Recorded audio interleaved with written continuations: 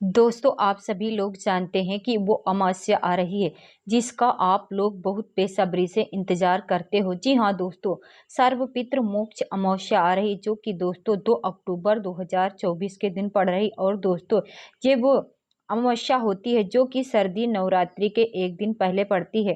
और इस दिन किया जाने वाला पंडित जी द्वारा बताया गया एक चावल की कटोरी वाला जो उपाय है, दोस्तों ये सभी लोग करते हैं। और इस उपाय को करने के लिए दोस्तों सभी लोग साल भर वेट करते हैं, क्योंकि दोस्तों ये उपाय सिर्फ और सिर्फ इन सर्दी नवरात्रि के पहले जो अमावस्या पड़ती है, वो भी पितृपक्ष की अमावस्या भाई, उस दिन जो है एक चावल की कटोरी वाले उपाय को यहाँ पर हमें करना होता है।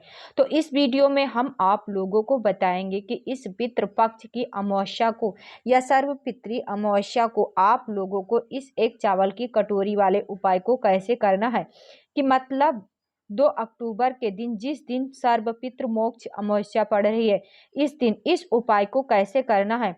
तो सबसे पहली चीज दोस्तों हम आपको बता दें कि ये जो उपाय है, ये आपके जीवन से सारी दुख और परेशानियों को दूर कर सकता है। भले ही आप पितृपक्ष में जो 16 दिन होते हैं, इन 16 दिनों में आपने पितरों के लिए कोई भी कार्य ना कर पाए हो, कुछ भी ना कर पाए हो, श्राद्ध ना कर पाए हो, उन्हें जल ना दे पाए हो, उन्हें पूजन ना कर पाए हो, तो भाई आप लोग मात्र क्या करना कि इस पितृपक्ष की जो अमावस्या पड़ने वाली है 2 अक्टूबर 2024 के दिन, इस दिन मात्र एक कटोरी चावल वाला उपाय आप लोगों को कर लेना है। पंडित जी ने इस उपाय को बताया हुआ है और ये उपाय सभी लोग हर साल करते हैं। और इस उपाय को करने का बहुत सारे लोगों को हर साल फल भी मिलता है। ठीक है, अगर आप लोग इस उपाय को पहले भी कर चुके हैं तो भी आप लोग इस उपाय को दोबारा से कर सकते हो। आपने पितरों को प्रसन्न करने के लिए, आपने जीवन से दुख और परेशानी को दूर करने के लिए, ये वो उपाय है जिस उपाय को करने में आपको भगवान से कुछ बोलने की भी ज़रूरत नहीं पड़ती है।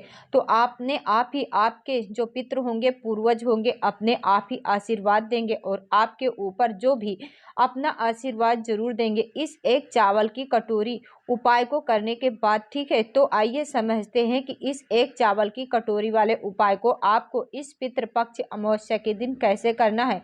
दोस्तों ये बात आप सभी लोग जानते हो कि सर्वपितृ अमावस्या के दिन जो है आपके पितृ धरती से जा रहे होते, इसलिए दोस्तों आप उनको प्रसन्न करके भेजना ताकि वो आपके जीवन में खुशियां देकर जाए। ठीक है, तो सबसे पहले हम लोग जानते हैं कि इस एक चावल की कटोरी वाले उपाय को घर में से किस सदस्य को करना है। तो देखिए, ये वाला जो उपाय है विशेष रूप से घर की जो बड़ी माता बहनें होती हैं, उन बड़ी माताओं बहनों में से कोई भी एक माता बहन को करना है, सबको नहीं करना है।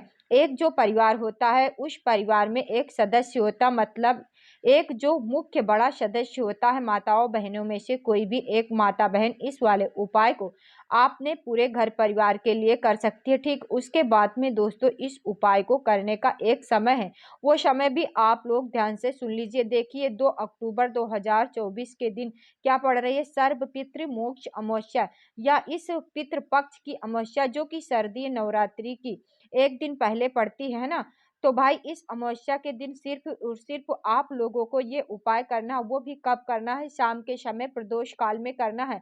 ध्यान से सुन लीजिए, ये वाला जो उपाय है ये शाम के समय प्रदोष काल में होगा, ऐसा हर कभी नहीं होता है। ठीक है, वो भी शाम के समय का, अगर हम आप लोगों को समय बता दे कि शाम के 6 बजे से लेकर आपका उपाय करने का समय शुरू हो जाएगा और इसमें आपके लिए कोई ऐसी रुकावट नहीं है कि 7 बजे तक कर सकते हो या 7-8 बजे तक कर सकते हो, पर उपाय कर रहे हो तो समय नियम का पालन करना पड़ेगा। इस वजह से आप लोग शाम के 6 बजे से लेकर रात 8 बजे के बीच में कभी भी आप अपने इस उपाय को करना शुरू कर देना। ठीक है, देखो ये वाला जो उपाय है ये पितृपक्ष की अमावस्या की रात्रि से शुरू हो जाएगा और जो शारदीय नवरात्रि का पहला दिन है, जब सुबह का समय होगा उस समय यह उपाय हमारा पूरा होगा। ठीक है, इसलिए दोस्तों इस उपाय का बहुत ही बड़ा और विशेष महत्व है। तो भाई आप लोगों को सबसे पहले करना क्या है, आपका जो उपाय है शाम के समय करना है। ठीक है,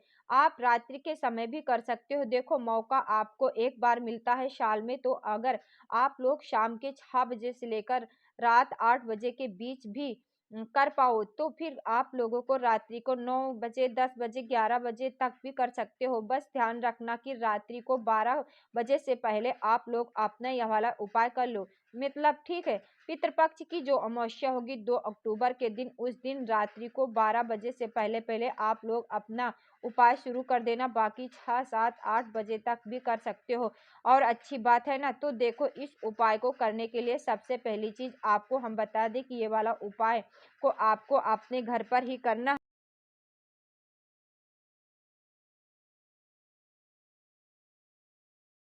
ये उपाय को करने के लिए कहीं बाहर जाने की ज़रूरत नहीं है, क्योंकि अगर हम कोई बाहर का उपाय बताते तो आप सभी लोगों का प्रश्न आ जाता कि अब हम बाहर जाकर ये उपाय कैसे करें।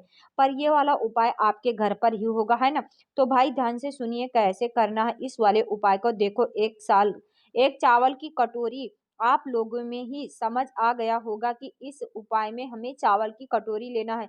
तो सबसे पहले तो आप लोग एक कटोरी ले लो। कटोरी अगर आपके पास नहीं है तो आप अपने रसोई घर में से कोई मीडियम साइज की छोटी वाली जो कटोरी होती है वो लेकर आ जाओ। ठीक है, उस कटोरी के अंदर आप लोग एक कटोरी चावल भर लो। कितना चावल भरोगे? फुल चावल भरोगे। आपके रसोई घर में जो चावल उपस्थित हो वो चावल आप लोग भर लेना। उन चावलों को आपको कोई छाँटने की ज़रूरत नहीं है। जैसे चावल है वैसे के वैसे अपनी कटोरी के अंदर भर लेना।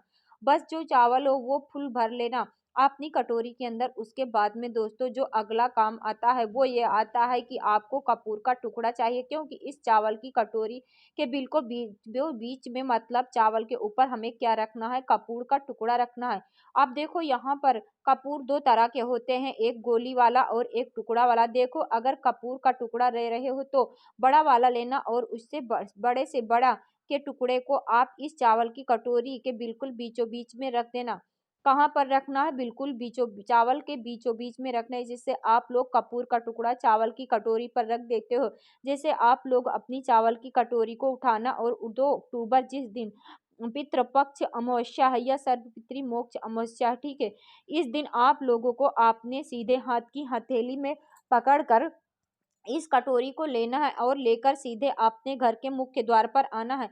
कहाँ पर आना है? मेन गेट पर आना है, ठीक है। देखो, मेन गेट, खुद का घर, उसका एक मेन गेट अलग से होगा जहाँ से वो बाहर अंदर आते जाते होंगे। आप लोग इस कटोरी को लेकर आपने मेन गेट पर पहुंच जाना और मेन गेट पर आप लोगों को इस कटोरी को बाहर की साइड करके आप लोगों को रख देना है। अब आपको मुख्य द्वार के किस तरफ रखना है? लेफ्ट हैंड साइड पर या राइट हैंड साइड पर। तो अंदर से जब आप लोग देखो कि बाहर की तरफ, तो आपका जो राइट हैंड साइड पड़े, मतलब सीधा हाथ पड़े, उस सीधे हाथ की जो भी, मतलब कि जो भी बाहरी हो, वह जो भी आपकी जगह बाहर करके थोड़ा सा, तो भाई उस जगह पर आप लोगों को चावल की कटोरी को रख देना है।